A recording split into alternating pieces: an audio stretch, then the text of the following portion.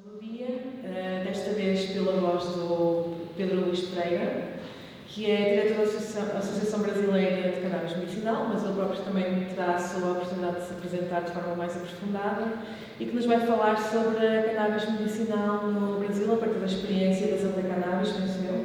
E bem-vindo e obrigada pela tua presença. Ok?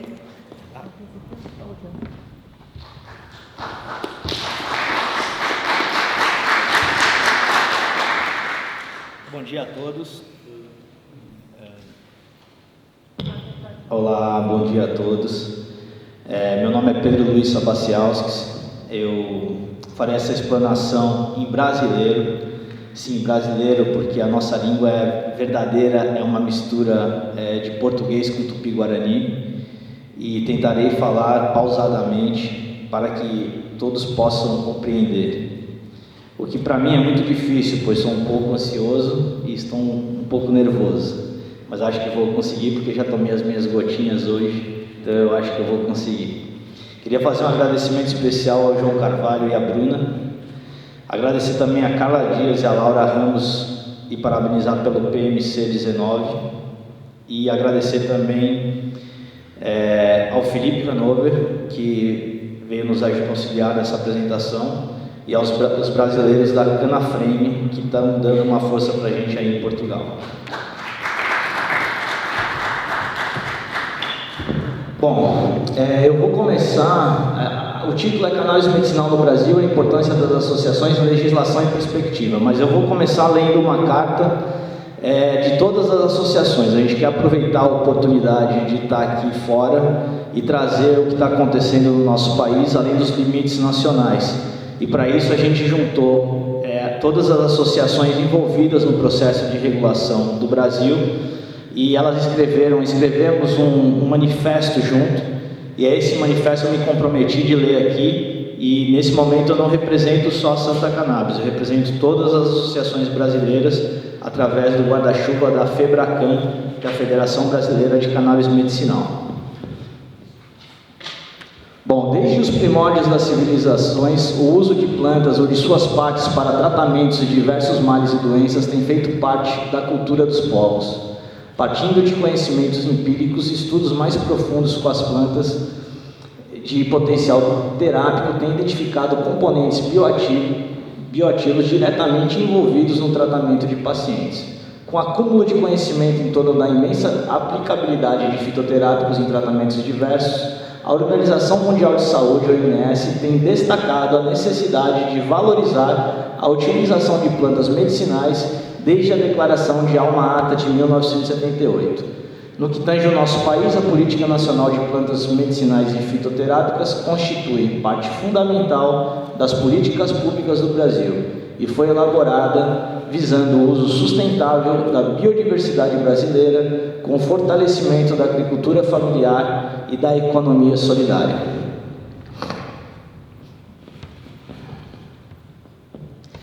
Aspectos jurídicos. O uso medicinal da cannabis sativa avança no mundo. No Brasil, por iniciativa dos pacientes, a Anvisa, Agência Nacional de Vigilância Sanitária, passou a criar regulamentações a respeito do tema. Em 2014, a Anvisa foi obrigada, por decisão de caráter liminar, a autorizar a importação do extrato de cannabis sativa rico em canabidiol para tratamento de epilepsia refratária em crianças. A Justiça Federal da Paraíba, que é um estado brasileiro, através de uma ação civil pública promovida pelo Ministério Público Federal, determinou que a Anvisa autorizasse a importação de extrato de cannabis sativa para 16 pacientes. O Ministério Público Federal ajuizou uma ação civil pública contra a União e a Anvisa, e a sentença manteve a liminar e hoje é objeto de recurso do Ministério Público Federal e da Anvisa. Em 2016, as famílias começaram a impetrar habeas corpus preventivo para cultivo da cannabis para uso exclusivamente medicinal, de pacientes que possuem indicação médica para o uso. Hoje já são mais de 50 decisões autorizando pessoas a cultivar cannabis em casa. Sim, hoje a gente já tem 50 brasileiros plantando cannabis em casa. Houve também a primeira decisão judicial Essas decisões foram feitas através de um grupo chamado Reformas Drogas, muitas delas através do grupo chamado Reforma Drogas, eu diria que a maioria, que é um grupo coletivo de advogados que trabalham com a lei antiproibicionismo e ajuda muito na causa canábica no Brasil. Houve também a primeira decisão judicial favorável para uma associação de João Pessoa, Paraíba, para o cultivo e fornecimento de óleo de aproximadamente 151 associados na época. Eu vou falar sobre essa associação, hoje ela está com 3.000 pacientes. Aspectos técnicos e científicos. Muito se fala do uso apenas do canabidiol, como composto isolado, purificado ou análogo sintético. É preciso informar que há evidências de que extratos brutos de cannabis full spectrum, planta inteira, ou que produz o efeito entourage detectado pelo Rafael Michula em Israel, eles são muito mais, dão resultados muito melhores do que o isolado e o sintético. Isso tem que ficar claro e a gente tem que bater nessa tecla bastante, porque senão a gente vai ser engolido pela indústria farmacêutica internacional. Eles possuem efeito superior aos medicamentos isolados ou análogos sintéticos. O uso da planta in natura é mais seguro do que o uso da substância sintética. Muito mais seguro, diga-se de passagem, porque não tem testes nenhum com sintético ainda, e é uma maneira que a indústria achou de driblar a planta e tentar fornecer o remédio nas farmácias. Recentemente, a OAB, Ordem dos Advogados do Brasil, discutiu os aspectos jurídicos da regulação do uso medicinal da cannabis e foi unânime a defesa sobre a necessidade do cultivo para pesquisas científicas e fins medicinais. A Fiocruz, que é uma instituição nacional, reconhecida internacionalmente, tem realizado uma série de estudos, diversos eventos e seminários relacionados à planta cannabis. Conclui-se que existe uma urgente necessidade de regulamentação da cannabis e que isso ocorra sob um aspecto humanitário e social. Somos um país continental e não podemos ficar impedidos de realizar o cultivo para fins medicinais e de pesquisa científica. Pelo potencial tecnológico envolvido, trata-se de uma questão de soberania nacional. Aliás, é uma questão de soberania nacional para todos os países, eu diria. O papel das associações. Bom, diante da inércia e da omissão de todos os poderes, bem como exigências duras da Anvisa, as associações praticam desobediência civil, visando garantir a saúde dos seus pacientes associados. Bom, era isso. Esse é um manifesto que eu me comprometi junto com meus colegas, com os meus pares do Brasil, a ler aqui, porque a ideia é transformar o que está acontecendo aqui num alerta para a mídia nacional nossa e mostrar para o governo que a gente está saindo das fronteiras nacionais e berrando para o mundo que o que eles estão fazendo é uma injustiça. As associações envolvidas nesse processo, as 3 primeiras que eu gosto muito, que foram as pioneiras, que foram corajosas, que meteram a cara e deram a cara para bater, foram a Abrace, a Cultive e a PEP. A Abrace é a única que tem autorização da Justiça. Hoje ela atende 3.000 pacientes. Ela começou no interior da Paraíba, num bairro muito pobre, enfrentando polícia, correndo risco de ser preso. Hoje trata 3.000 pacientes. A Cultive é do Cassiano Teixeira, é um cara fenomenal, é um guerreiro, um cara que eu me espelho muito.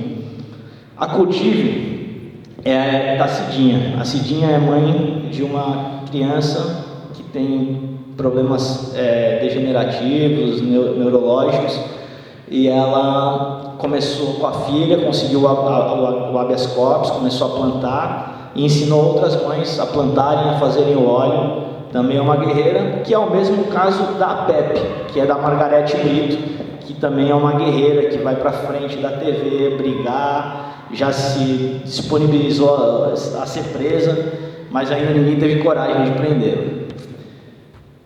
Por favor. Aí dessas 3 nasceram várias. Dessas várias que nasceram, são 25, são 3 mais 22 que nasceram, 25 ao total.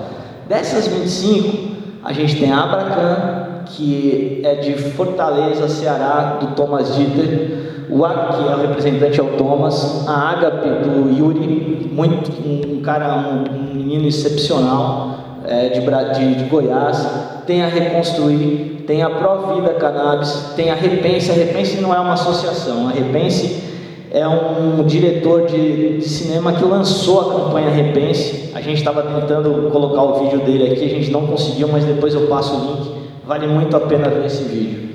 A SBEC é um centro de estudos canábicos. Ela ajuda os médicos a receitar, ensina os médicos a receitar, porque isso é um grande problema. A Abra Cannabis, que é do Rio de Janeiro, a Aliança Verde, que é de Brasília, que é voltada ao mercado fitoterápico. Eles têm grandes estudiosos do mercado fitoterápico, e a AME, que é de Pernambuco. E aí nasceu a Santa Cannabis. A Santa Cannabis é filhote daquelas 3 primeiras que eu mostrei. Eu vou explicar agora como é que a Santa Cannabis nasceu. A Santa Cannabis nasceu com essa senhora aqui. Essa senhora é minha avó, ela tem 83 anos, sofre de Parkinson há 8 anos, e ela tomava 8 remédios alopáticos, 8 remédios convencionais. Ela começou tomando um remédio chamado Prolopa. O Prolopa começou a dar incontinência urinária, e aí deram um remédio para incontinência urinária. Esse começou a dar tontura, aí deram para tontura, ela começou a babar. Bom, chegou numa fase que ela estava completamente travada, não falava, não... Será que rola? E se vocês não conseguirem ver, está no nosso site. Ela não falava, ela não andava, precisava de uma cuidadora para levá-la da cama pro banheiro, do banheiro para a sala para jantar, uma pessoa para dar comida na boca. E agora ela está, vamos ver aqui, agora, ela não falava, tá, gente? A minha avó não falava, e com 3 dias de uso de cannabis ela já começou a ter reação. Em uma semana ela voltou a falar. E aí o vídeo, eu acho que é esse. Calma aí. Tá.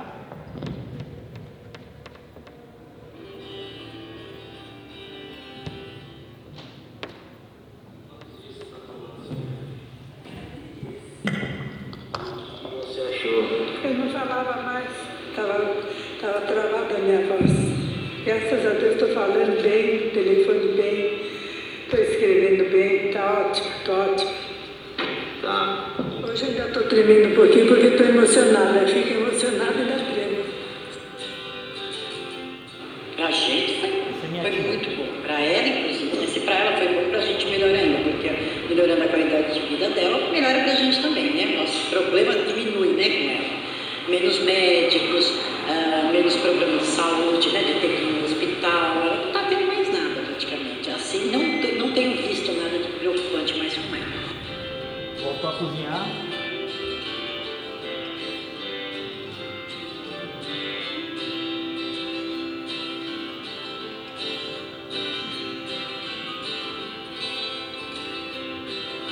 Voltou a fazer exercício.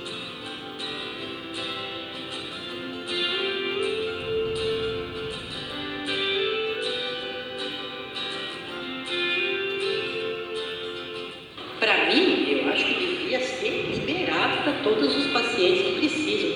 Gente, isso é uma coisa maravilhosa. Fiquei desesperada porque eu pensei que eu não ia ter cura mais, né? Não tem cura mais. Melhorou muito tomando remédio. Tomando cannabis para mim foi um milagre.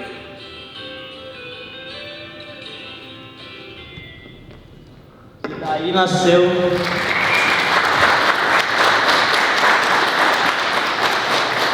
Foi assim que nasceu a Santa Cannabis. Ela falando que era um milagre, a gente sendo de Santa Catarina, não sabia que nome daríamos e juntamos tudo e virou a Santa Cannabis.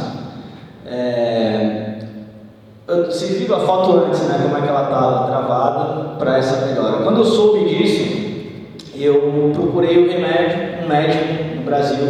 Achei um médico no Brasil só que receitava, Dr. Pedro Pierro Neto. Do Instituto Paulista de Referência. Primeiro, eu liguei para um amigo da Abracan, em Fortaleza, que conseguiu o remédio.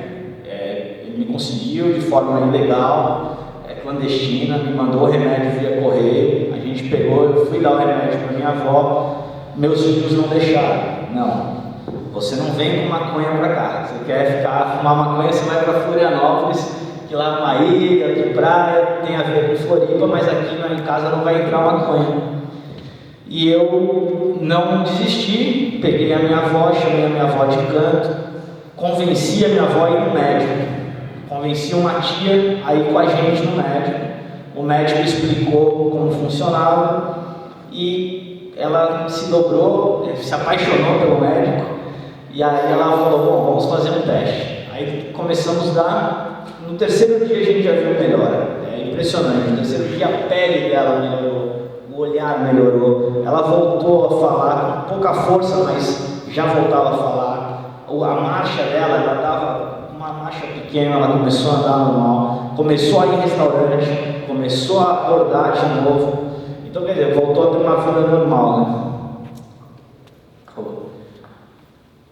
E aí, essa é uma foto, essa aqui é a nossa sede, tá? Essa é uma associação, a nossa associação aqui é um grupo de 10 mães que não tinham condições de pagar o tratamento do Vale do Itajaí.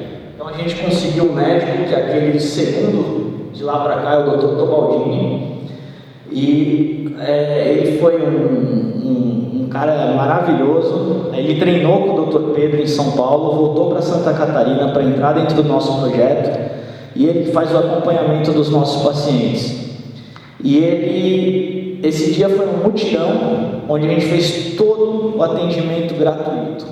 Tem ele ali e atrás tem um carequinha lá no fundo que é o psicólogo, né? Esses dois, eles trabalham na área da saúde. Então a gente nesse dia atendeu 10 mães, 10 crianças, maioria delas com paralisia cerebral, e fornecemos atendimento psicológico, médico e o remédio gratuito para todos.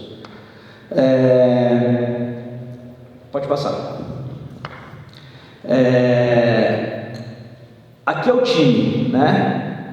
A gente ali, doutora Raquel, diretora jurídica e vice-presidente, Ana Paula Martins, contabilidade e administrativo, Júlia Haas, essa é uma pessoa fundamental no processo, é a nossa coordenadora, ela que faz o acolhimento dos pacientes, e essa pessoa é super importante no processo, que é a Júlia.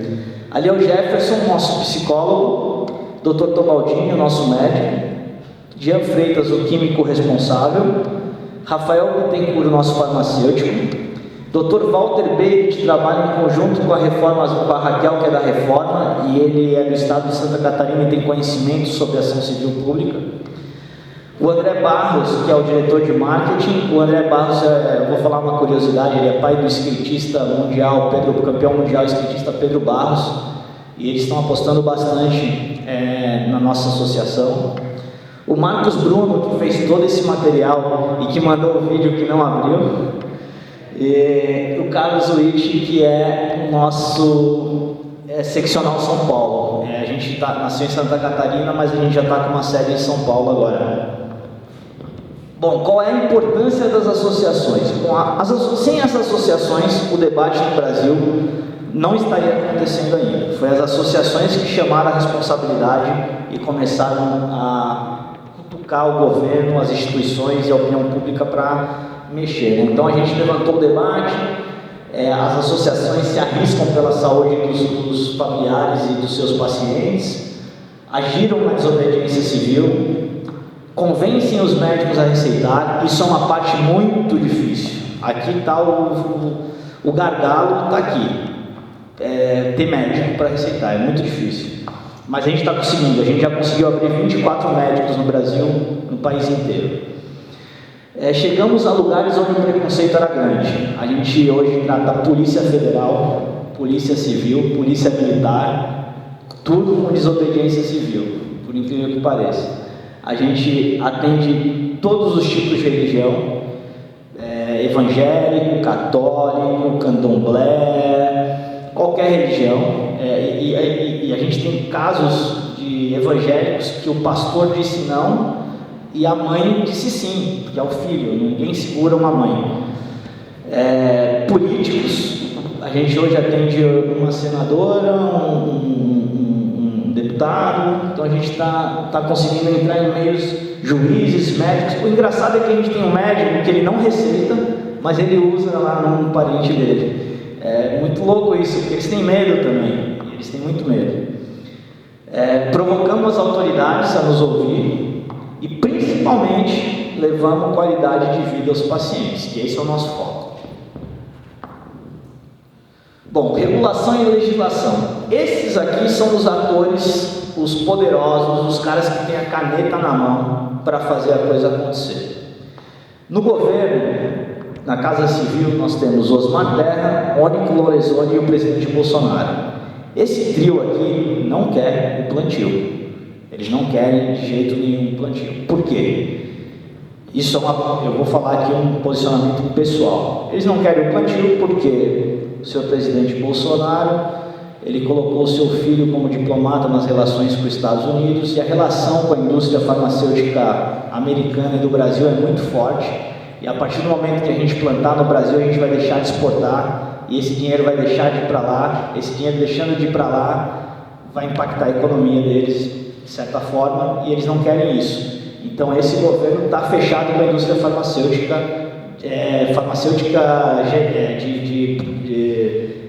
que não é fitoterápica, comum, né? O remédio comum.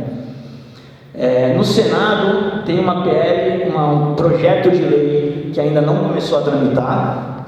Na Câmara tem uma comissão especial que só fez 5 reuniões até agora. Aqui começa o circo político do Brasil. O que acontece? Seria muito simples, como é que num país comum, sem interesses políticos, econômicos que estão por trás do muro, aconteceria? A agência reguladora regula e o governo volta para funcionar, ponto. Não, foi para onde? Na Câmara dos Deputados. E aí aconteceu o que o Brasil sabe fazer muito bem, circo político. Nós temos 40 reuniões de discussão na Câmara e que só foram feitos 5.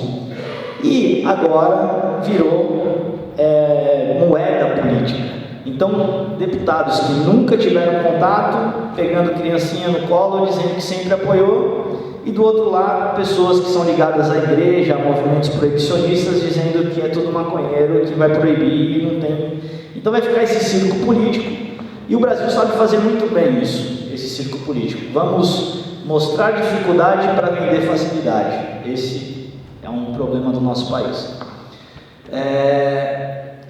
Está no STF, Supremo Tribunal Federal, o processo de descriminalização das drogas, que foi adiado sem prazo para retorno. Foi adiado porque o STF falou, opa, deixa eles discutirem e vamos lavar as mãos. Não é com a gente. Fechar os ouvidos, os olhos e vão esperar. E a Anvisa foi a única que se colocou a favor da regulamentação com plantio.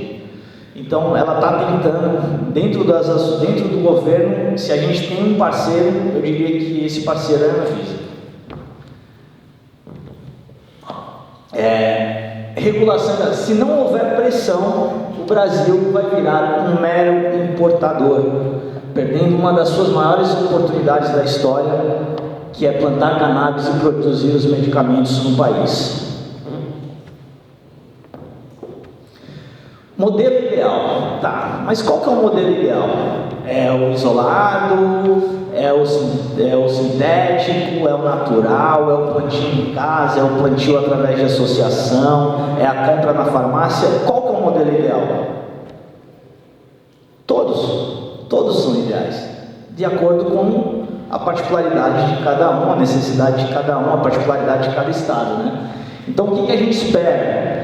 Que o governo faça um modelo democrático que utilize de forma inteligente os 3 setores envolvidos, que seja justo e dê oportunidade para todos, que contemple todos os estados e setores de acordo com o perfil natural de cada um. Basicamente, são 3 setores que se enxergam antagonistas, mas que podem ser grandes parceiros. Hoje, os 3 setores se enxergam antagonistas. A indústria química é meio contra a associação é contra a indústria farmacêutica, o governo não sabe onde se colocar, está mais do lado da indústria farmacêutica. Mas se a gente baixar a guarda e todo mundo sentar na mesa para conversar, a gente tem solução sim. Bom, basicamente, o mercado da cannabis ele passa por três P's que a gente chama, né? Plantio, o produto e o paciente. O ciclo é esse: planta-se, faz o produto e chega ao paciente. Muito basicamente é assim que funciona. O que a gente espera? A gente espera que, conforme vocação do Estado, agricultura familiar, cooperativa e latifúndios. Porque o que acontece? O Brasil é muito grande. Então a gente tem uma parte do Brasil que é tomada por latifúndio, que é uma área plana e que ali o latifúndio comanda. E nós temos os agricultores familiares e cooperativas de produção. Mas cada estado tem a sua identidade com essa produção. Então a gente quer que o governo respeite essa identidade e garanta, através de órgãos reguladores, promover o equilíbrio entre os estados, onde todos possam ganhar e um não entre, compita com o outro, porque senão a gente tem estados mais ricos que vão dominar os mais pobres. A gente acha que tem que ser tratado como royalties, como o petróleo no Brasil a gente tem uma briga de ter petróleo em alguns lugares e esses royalties só vão para alguns estados, outros não recebem, sendo que o petróleo é todo nacional. E o objetivo é fomentar a produção e geração de emprego no país. A gente tem como gerar muito emprego e a gente está precisando. Por favor. Produtos. Ali ficaria a cargo do governo. O plantio, quem organizaria era o governo. Aqui, produtos, quem organizaria são as empresas estrangeiras. Por que não? Por que não falar com o capital? E por que o capital não fala com o social? Eu acho que chegou a hora de a gente achar pontos em comuns, porque a gente vai precisar do dinheiro do capital estrangeiro para gerar pesquisa, para fazer o remédio chegar no interior. E eu acho que aonde tem a indústria entra. Qual é o nosso medo? Nosso medo é que uma indústria farmacêutica tenha o controle dos 3 P's: da produção, da plantação, do produto e do paciente. E aí eles vão ter o mercado completamente na mão deles e a gente vai ficar fragilizado. A ideia é que os produtos sejam desenvolvidos com aporte de recursos financeiros das grandes empresas, transferindo tecnologia, desenvolvimento de produtos, comprando a produção local. Eu acho que o governo tem que cuidar que a produção local tem que ser local e não da indústria, e garantir que a produção local seja comprada pelas empresas. E desenvolvendo pesquisa com as associações e universidades, desenvolvimento de mercado de massa. Nós temos 3 mercados aí. O objetivo disso é o quê? Desenvolvimento de produto e tecnologias nacionais com universidades nacionais, pesquisadores e cientistas brasileiros, respeitando as particularidades das regiões e dos perfis dos pacientes. Feedback esse que será dado pelas associações. As associações vão alimentar a indústria para fazer remédios mais específicos para cada tipo de doença, de acordo com cada tipo de planta. Esse é o caminho que a gente enxerga que vai ir a cannabis medicinal. Pacientes. Esse é o 3º P. Os verdadeiros protagonistas são eles. Tudo o que está acontecendo tem que ser pensado neles e não no lucro econômico, no lucro das empresas ou no ganho político. Haverá 3 tipos de paciente. O de massa, que é aquela pessoa que vai na farmácia comprar, que está geralmente nos grandes centros, e esse mercado é muito grande. Você tem o mercado de nicho, que é aquela pessoa que precisa de uma quantidade específica de CBD para THC, às vezes com o THC reagente mais forte, com ele a uma certa temperatura eu não sei explicar porque eu não sou químico, mas tem um processo. E se você deixar ele num mais baixo, né, fazer a produção dele com baixa temperatura, ele fica de um jeito. Se você aumentar, parece que libera o THC da associação. E temos o caseiro, que sabe exatamente o tipo de genética que ele quer para o seu tratamento e quer ter o direito de plantar em casa e fazer seu próprio remédio. Afinal de contas, ele está dentro da casa dele, que ele pagou o terreno, é uma semente, é natural, e ele tem que ter o direito de falar: eu gosto desse remédio, é que me faz bem e é esse que eu vou tomar. Ele tem o direito disso. O papel das associações. O papel das associações, elas devem ficar responsáveis pelos dois últimos pacientes. Então, o paciente de massa fica com a indústria. O paciente de nicho e local fica com as associações. Por quê? Eu vou explicar aqui porque vocês vão entender. O de nicho, através de parcerias com universidades e aporte financeiro e tecnológico das empresas privadas, gerando pesquisa de uma melhor genética para cada tipo de patologia ou perfil biológico, sendo que esse resultado, em um segundo momento, irá para as farmácias e atingirá o mercado de massa. É mais ou menos como acontece com a Fórmula 1. Testa-se as novidades mecânicas, tecnológicas na Fórmula 1 e depois de um tempo isso vai para o mercado de automóvel normal. É mais ou menos o que a gente propõe aqui, que as indústrias, a indústria farmacêutica use as associações para pesquisa junto com os pacientes para desenvolver remédio específico para cada tipo de doença, porque o caminho é esse. A gente vai, a medicina, eu estava na PCMO ontem, né, no evento de ontem, e os médicos falando que vai caminhar para um tratamento muito genético, especificidade genética. Então vai fazer uma leitura genética da pessoa, que hoje já não é tão difícil. Hoje com $100 e poucos você tem a sua leitura genética, e em cima dessa leitura genética a gente vai desenvolver uma cepa que é bom para a sua doença. É para aí que vai caminhar. Mas como você faz isso chegar no mercado de massa? Testando. Como que você testa? Com as associações. As associações têm os pacientes, elas chegam aonde a empresa não chega. Eu acho que é isso, de nicho. E o caseiro. O caseiro, uma preocupação do governo é a segurança, o controle do plantio, não virar tráfico, como se não houvesse tráfico no Brasil, né? É mais fácil hoje você conseguir um baseado sem sair de casa, um cigarro de maconha sem sair de casa, ligando para um motoboy, do que um remédio que a pessoa precisa se curar. Então eles tratam como se a coisa fosse proibida. E não é, é muito natural. Se consegue, e cannabis de baixa qualidade, péssima qualidade, o que deixa as pessoas em mais risco ainda. Então, qual é a ideia? Que esse paciente caseiro seja controlado pela associação, que através de um cadastro nacional, via Federação das Associações, que é essa que a gente está montando,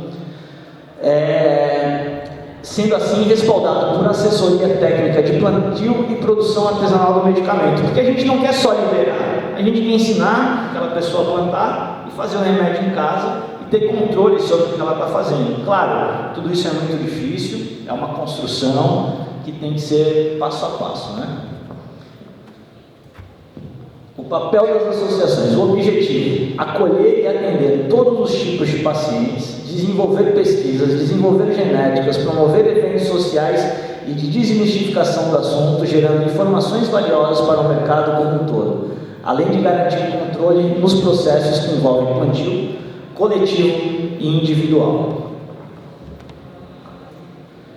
Governo e autoridades. Bom, essa parte deveria ser a mais fácil, né? Porque bastaria eles cumprir o papel deles, só isso, não precisa muito mais do que isso. Se a Anvisa cumpre o papel e os órgãos reguladores, a Polícia Federal faz o controle, se cada um cumpre o seu papel, seria muito fácil fazer isso que eu estou falando. Deveria ser a parte mais simples, contudo é a parte mais complexa. Bastaria os órgãos reguladores fazerem seu papel. Eu acho que é isso que porque além de ser técnico e desenvolver a soberania e desenvolvimento do país, principalmente porque estamos falando de remédio e commodities, eles não enxergaram ainda, o governo é tão limitado, o governo que está no nosso país hoje, que não enxergou ainda o potencial que existe atrás da cannabis, ele ainda enxerga como droga. O objetivo do governo, qual seria o papel do governo? Garantir a legalidade, corrigir as distorções de mercado, transparência, justiça e fomento. Como fazer isso? Como que se junta associação, que tem uma visão social, com uma empresa, que tem uma visão capital, com os políticos, que cada hora está do lado, naquele lado que mais interessa naquele momento aí. Através disso, Conselho Nacional de Cannabis, o CONAC, criaram um conselho só para isso, para a gente tratar a cannabis nos 3 âmbitos. Começamos com o medicinal, que é o mais importante, porque as pessoas não podem esperar, as pessoas estão morrendo. Quanto antes essas pessoas tomarem e tiverem acesso, melhor para elas, para a saúde, para o sistema de saúde do país. E, pô, aí tem um desdobre gigantesco de vantagens, né?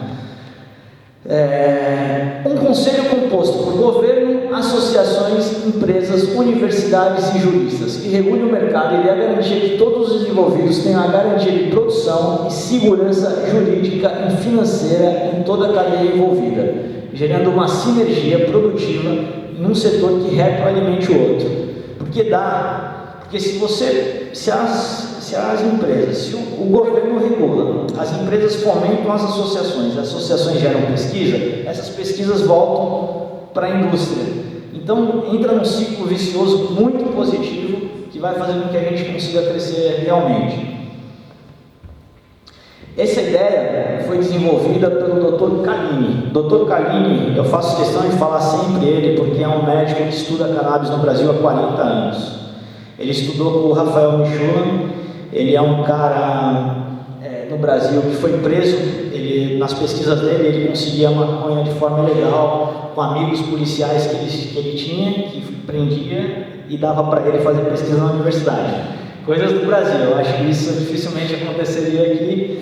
Isso aconteceu, ele estudou com o Michulan, desenvolveu esse trabalho no Brasil, e esse cara foi preso, não tem quase nenhum reconhecimento dele. Ele é um cara super importante para a gente.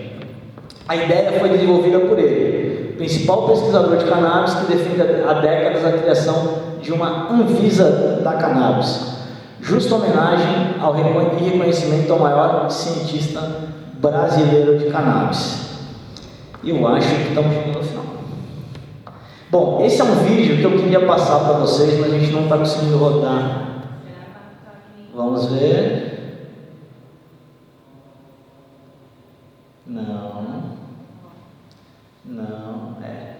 Esse vídeo é uma pena mesmo, mas procurem ele no YouTube, depois vou achar ali o link dele e vou colocar. Eu acho que pode adiantar ali, deixa eu ver. Não vai ter, né? Bom, não tem problema, gente. Eu quero mais uma vez agradecer ao João. João, muito obrigado por nos chamar. Você não sabe o bem que você está fazendo para a gente. Isso nos dá uma força. Estar aqui na Europa, um brasileiro, de uma associação, falando sobre isso, para a gente, é um divisor de águas. É muito importante e eu agradeço de coração, João, essa abertura que você deu para a gente. Bom, quem quiser acompanhar, o vídeo esse, que não rodou, está aqui ou no Santa Cannabis Medicinal, ou no nosso site. Fiquem à vontade para seguir, para compartilhar. E eu acho que era isso. Dá só mais um clique. E é isso. Muito obrigado.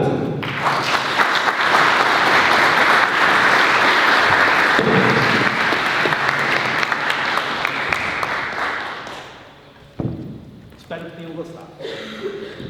Bem, obrigada, Pedro, pela apresentação. Estava nervoso. Sim, estava um pouco nervoso. Estava muito bem. Foi uma apresentação rica porque nos traz a realidade de outros países, do outro lado do oceano, com as suas diferenças e também com as suas semelhanças, porque há questões que não são assim tão diferentes de Portugal. Agora, temos algum tempo para questões. Gostaria de vos convidar a colocar as vossas questões ou fazer os vossos comentários à apresentação do Pedro. Alguém se anima?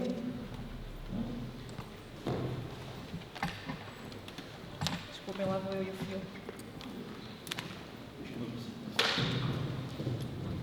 Boa tarde, meu nome é Igor. Pedro, eu queria perguntar para você, você teve ali um trabalho de ter que convencer os familiares a permitirem que sua avó tomasse o medicamento. E isso é um problema que o brasileiro enfrenta demais, porque país é muito conservador e quando se fala sobre cannabis, você automaticamente fica imaginando. Que conselho você daria para outras pessoas, para que outras pessoas pudessem convencer os familiares? Porque às vezes a gente apresentar os termos mais técnicos e tal, a pessoa não vai entender e vai continuar com a mente fechada dela. Não existe alguma forma mais simples de levar isso até o povo mais, vamos dizer, chuco, né? Que não vê a possibilidade da planta dessa maneira, que conhece. Igor, né? Igor, te sigo lá no Insta, vejo seu trabalho. Cara, tem várias maneiras de você fazer isso. Uma é enganando o paciente. Tem algumas pessoas que vão lá e botam escondido na comida e está dando resultado. A outra maneira é procurar um médico que convença, porque quando um familiar fala, às vezes o paciente não... O paciente geralmente quer, tá? O problema é a família que está em volta. O paciente está doente, qualquer coisa que vai melhorar a vida dele, ele topa. O problema são os familiares que acham que vai viciar, que vai deixar maluco, que vai deixar doidão.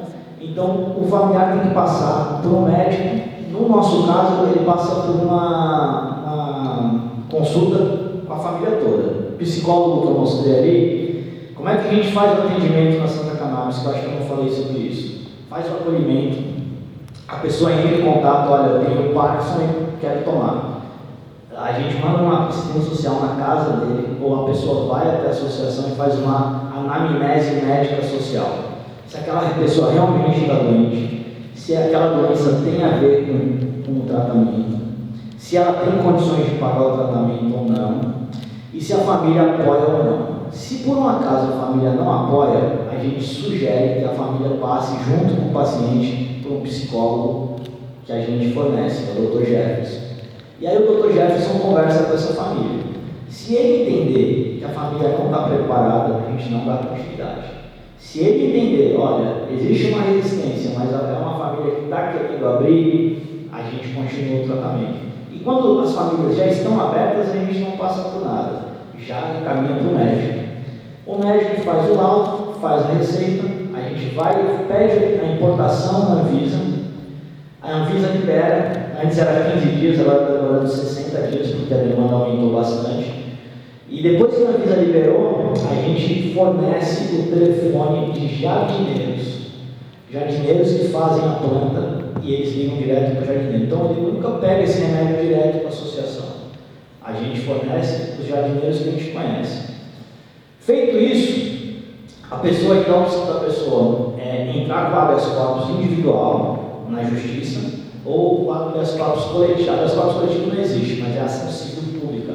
A gente está juntando, por exemplo, a associação nossa, por exemplo, está fazendo agora ação civil pública de 83 pacientes. A gente está pedindo um plantio para 83 pacientes, porque elas não têm como plantar, são senhoras ou mães que na verdade, quando uma pessoa está doente, dependendo da doença, não é só a pessoa, a família inteira está doente, não aguenta mais. A gente tem uma paciente lá que tem 60 crises convulsões por dia. Pensa numa mãe que tem que ficar, o dia tem 24 horas. Agora você imagina o que é a vida dessa mãe. A gente chega nos lugares para atender as pessoas, às vezes a gente não sabe se quem está doente é a mãe ou se é o filho, porque a mãe está acabada. E a força das mães é que nos protege. Hoje, ninguém mais toca na gente, senão vai arranjar confusão com 300 pessoas, 300 pacientes. Desses 300 pacientes, 100, 150 mães furiosas com o governo, furiosas com o que está acontecendo. Então, nelas, ninguém toca, e por não tocarem nelas, não tocam na gente também. Então, a gente entende o que a gente quer enquanto associação. Por que essas associações estão se unindo?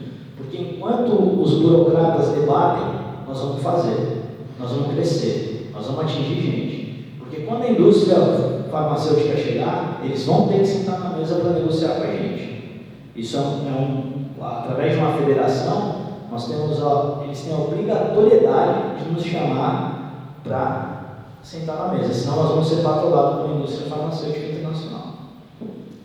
Mais uma pergunta?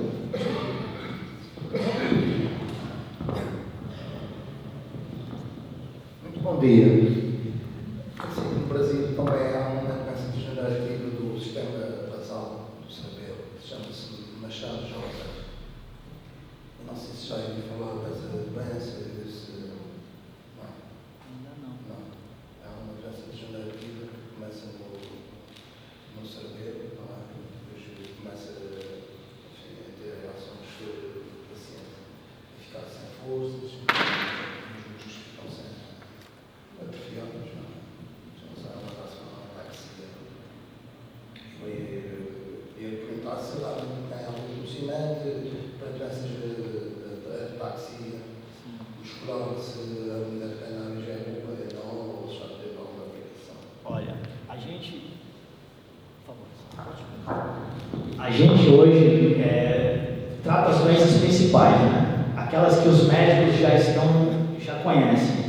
Porém, a gente, sempre que chega uma doença nova, a gente encaminha uma amostra grátis para a pessoa testar. Porque não tem problema testar cannabis. Cannabis não faz mal, cannabis não mata. Se você aumentar a dose demais, o máximo que você vai ter é boca seca, olho seco, talvez em alguns casos baixa pressão, mas você dormiu, está novo, vai dormir com efeito colateral e vai acordar melhor, porque quando você está dormindo, os canabinoides estão agindo no seu corpo.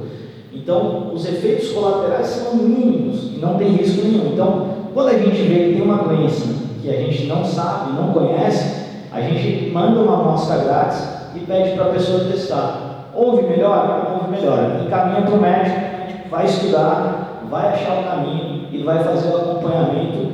E esse acompanhamento, uma coisa importante que eu esqueci de falar, para as pessoas receberem o remédio ou participarem da associação, elas têm que gerar pesquisa de resultado. Elas têm que preencher diariamente o que está acontecendo. Olha, me deu isso, me deu aquilo, melhorou aqui, melhorou ali, 4 gotas é muito, 3 é bom. E cada um tem uma dose, não tem como você definir uma dose para a pessoa, né? Cada um tem. Eu sugiro que teste, que tente, não tem problema em tal. O problema vai ser o acesso. E como um professor que estava ontem lá no PCM, um senhor cabeludo, de bigode, um oncologista, você deve conhecer. O Rui é incrível, né? O Rui ele falou que se você não consegue, dá uma volta nos bares da cidade à noite, consegue a flor, vai na internet, aprende a fazer o óleo e faça. A desobediência civil, experimente. Não vai ter problema. Você talvez tenha problema no momento que for pecado. Mas depois que você tomar, você não vai ter problema nenhum.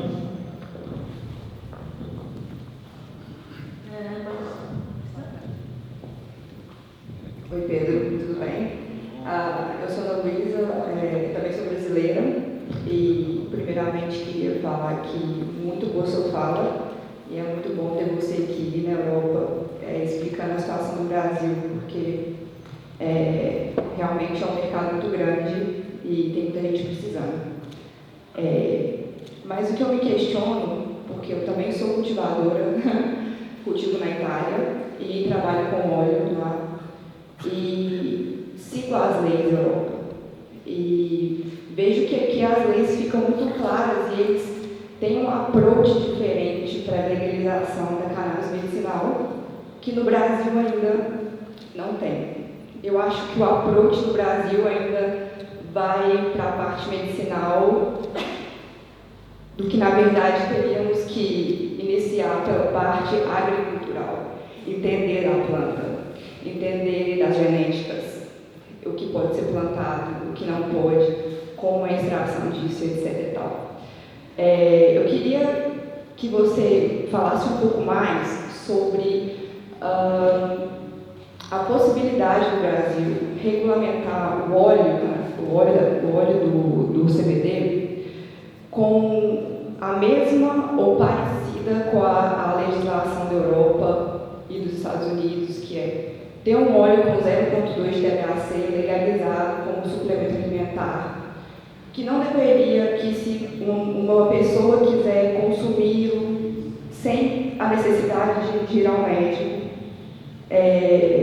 e para as pessoas, por exemplo, com Alzheimer, que é o caso da sua avó, crianças com epilepsia que precisam precisam do THC, essas sim iriam ao médico, teriam uma prescrição.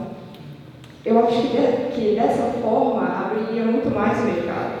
Você acha que o approach do Brasil, visto pela cannabis, está um pouco errôneo assim? Ou você acha que é por esse caminho mesmo que vai abrir as portas? Obrigada.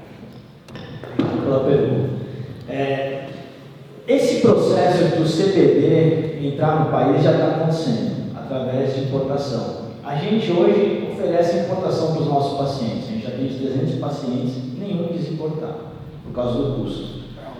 É muito alto. Da minha avó custava 2.500 o frasco, a gente tinha que importar 8, porque como processo, você importa o número máximo de frasco, dava em torno de 25 mil reais. Então é impossível. Só custa 6 mil, 8 mil reais. Então quer dizer, se você, para uma planta que nasce ali, tem alguma coisa errada, né? Tem alguma coisa errada, tem alguém ganhando muito dinheiro nessa história. Esse processo já está acontecendo. Tem duas questões aí. Uma, de soberania nacional, a gente não quer importar, a gente quer plantar. E a gente não abre mão disso. Nós vamos brigar para plantar no nosso país.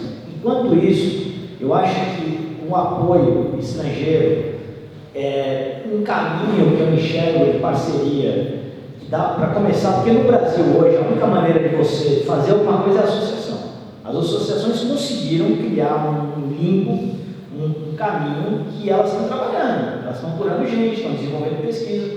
Então, um caminho interessante seria uma empresa se aproximar de uma dessas associações que eu coloquei aqui e fazer um projeto de pesquisa em conjunto. Então, por exemplo, vamos tratar 30 pacientes de Parkinson através dessa associação com esse remédio importado aqui. E vamos gerar pesquisa. Eu acho que esse é um caminho para começar as relações entre associação social e empresas capital. Eu acho que a gente depende do dinheiro deles para fazer as coisas e eles dependem do nosso know-how brasileiro para entender como funciona e para chegar. O Brasil é muito grande. As indústrias vão chegar onde? Em São Paulo, no Rio de Janeiro, em Belo Horizonte, Porto Alegre, nas grandes capitais. Lá no fundão, no interior, elas não vão ter interesse, porque elas têm interesse onde tem concentração de capital. E aí entra a associação. A associação vai chegar e vai levar esse produto de uma forma mais barata para aquela pessoa que não pode chegar. Então tem, como eu falei, tem mercado para todos. O mercado é muito amplo. Nós estamos falando de 10 anos para regular o mercado interno. E os capitalistas já enxergaram isso, estão loucos para entrar. Então as negociações do capital com o governo estão acontecendo.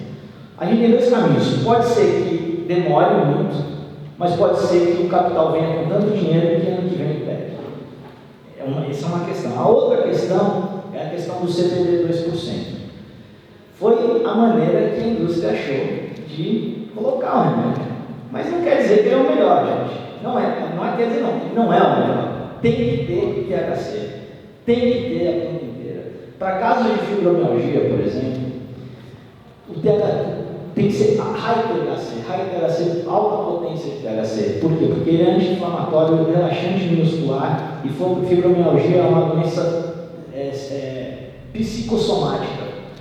Geralmente dá em mulheres, não se sabe porquê, e não consegue esse tratamento. Toma-se remédio, fazem tratamento e não melhora. E a cannabis melhora. A gente tem uma moça jovem que ela ia parar na emergência 2 a 3 vezes por semana com fibromialgia. Ela está 3 meses com tratamento, manda toda semana agradecendo, dizendo que agora ela não está mais com dor, ela já não vai mais.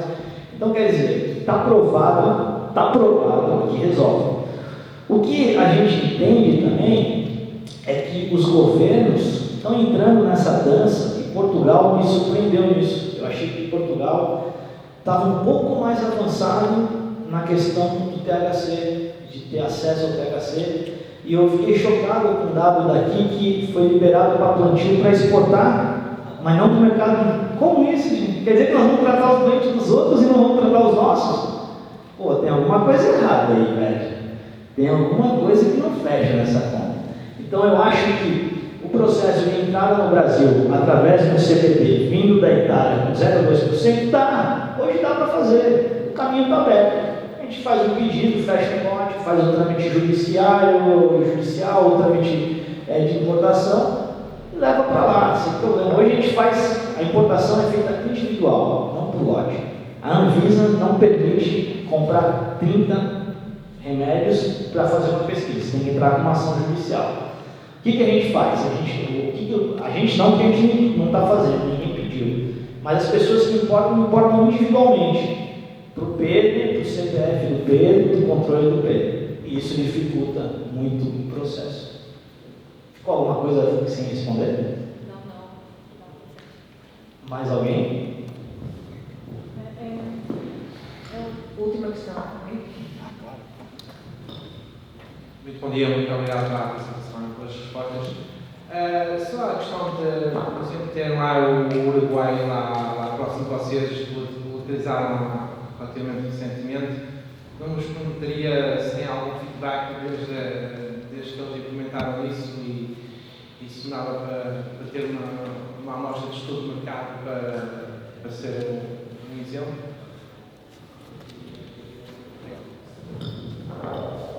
O Uruguai regulamentou, e engraçado que o Uruguai foi um pouco diferente de Portugal, mas também não fez 100% da regulamentação. Ele regulamentou mais o recreativo do que o medicinal.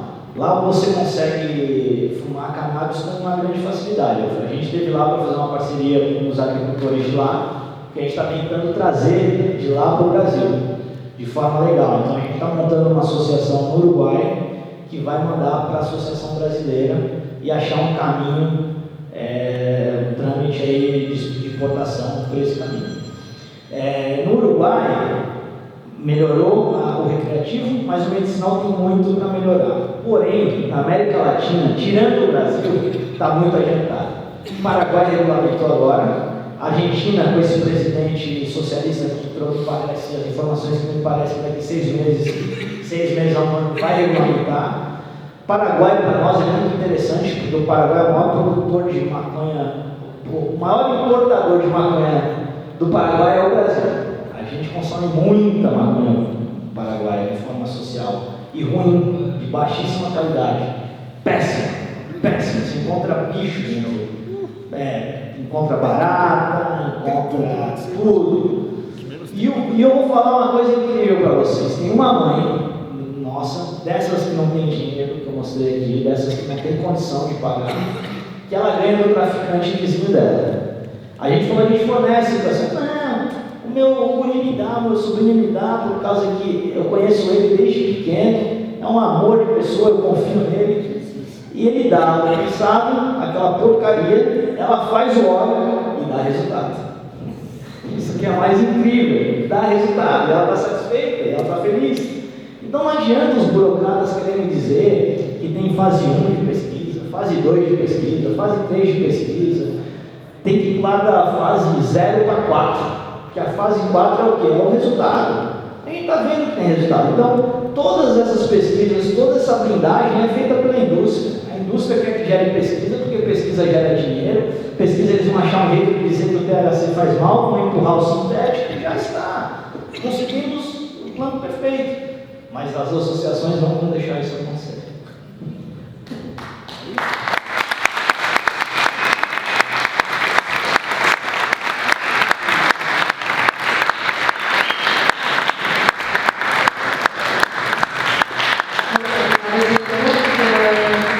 Pela tua comunicação e respostas inspiradoras.